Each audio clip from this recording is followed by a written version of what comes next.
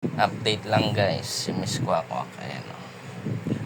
Papahinga na kami. Hello guys. Tutulog na naman. Anong oras na? 10:53. Tingin nyo magaga pa yan guys. Ayan si Miss Kwakwak. Busog kami guys. Nakalibre kami sa dyan. Libre. Ano yung kinain mo? Chicken tsaka spag.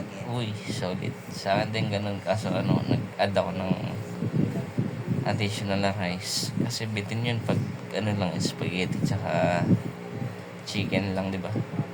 Tsaka masarap lalo na yung chicken dyan guys pag yung kaluluto, di ba?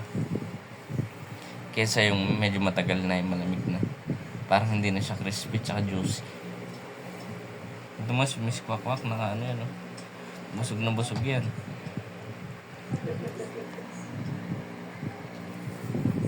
Nag-update lang naman kami guys.